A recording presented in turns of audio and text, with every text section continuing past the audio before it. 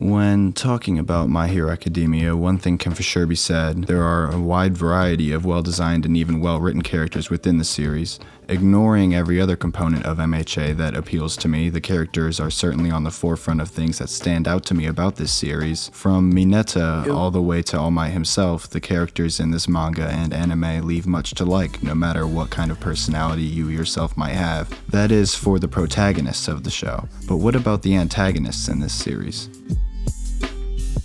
My hero. Amidst my cozy anime and chill session with my right-hand man, my right hand that is,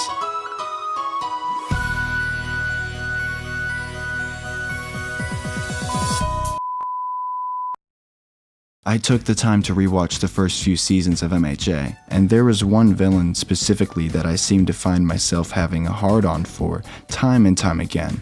Rejoice, fellow Stain enthusiasts, I am here to join your ranks.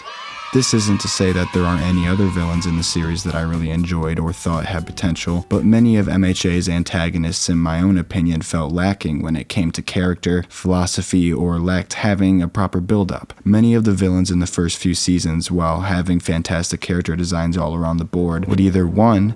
Lack some sort of hierarching philosophy or set of beliefs or habits that pose some sort of alternative perspective to the hierarchy or system that is the hero/villain system that makes up this world society. You gonna keep going? Yeah. 2. Lacked in ways that define their character in a competent manner through how they carry oneself to even their backstory or the things they say. A good antagonist will have an overall threatening character/presence, for lack of a better word.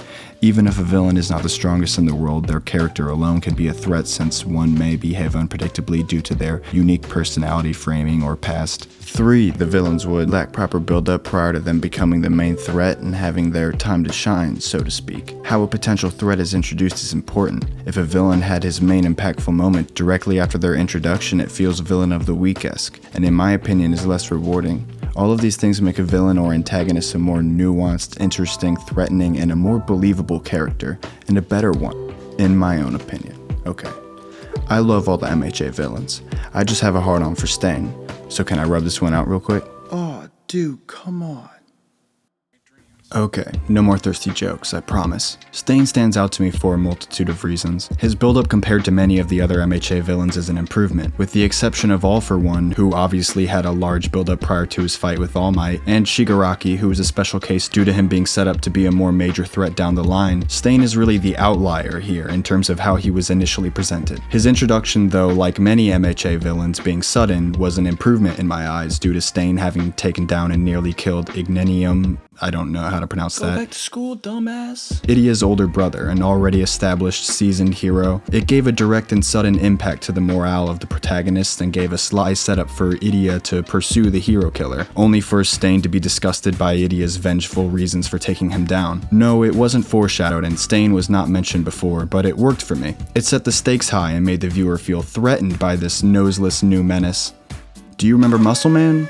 Yeah, I don't remember his name, and according to this clip on YouTube, neither do y'all. Who was he? Where did he come from? Do you even know? I for sure don't. He was purely put there for the sake of Midoriya using 1000% of One For All's power. Asshole question mark? Anyway, enough on Arnold Schwarzenegger-kun. Despite Stain being nicknamed the hero killer, he actually was once on track to becoming a hero himself, and was inspired to do so by All Might. In fact, Stain, if had taken the right path, could have been quite the fantastic hero due to his then untainted virtue. Stain wasn't in it for the fame or the fortune. In fact, Stain's downfall would seem to be that he took this value to an extreme, leading him to his fate as we see it in the anime. Stain failing to realize that even though doing good deeds for such reasons as wealth and fame still helps the overall pursuit of order within this society, he instead feels an unrivaled amount of disgust in heroes who are motivated by such means. So Stain, in some incredibly twisted logic, does have good intentions. This eventually leads Stain down the route of being a vigilante who uses any means necessary to rid the world of these fake heroes. He becomes quite the gruesome villain that he himself once would have objected. The morality of this character is another highlight, and personally my favorite thing to look for in an antagonist in general. Being able to see the different viewpoints and being able to decide if they're right or wrong, and if their concerns are correct, and if so, how to go about the problems is my favorite part of deciphering antagonists in a series like MHA. His backstory might not have been perfect, but it still gives you a sense of his deep resolve and how convicted this man is to see whatever it is he wills through.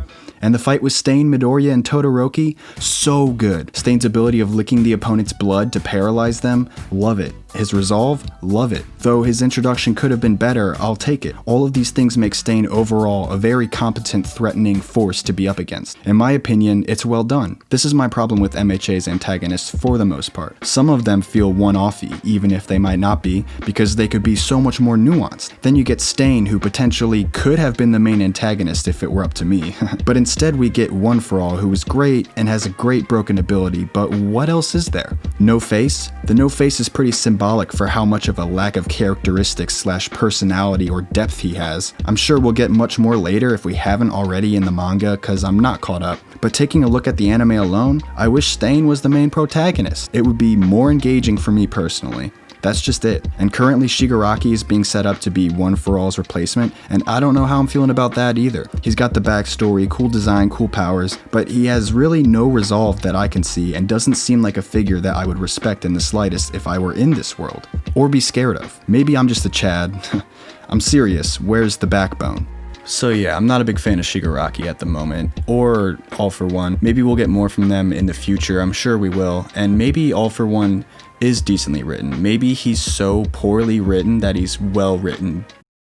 You know what I mean? Maybe his lack of characteristics is something to do with his power being stealing other people's powers. Maybe there's something there that I overlooked. But anyway guys, gonna wrap it up. Stain is a great villain, and in my opinion is my favorite villain. I hope he comes back.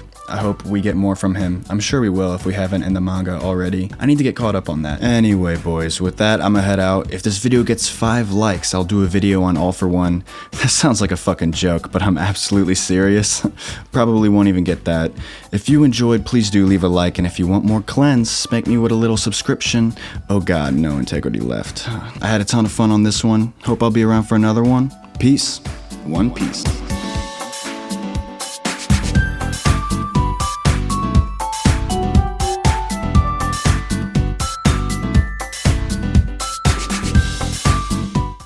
If you like the content, give me a little subscribe, yee.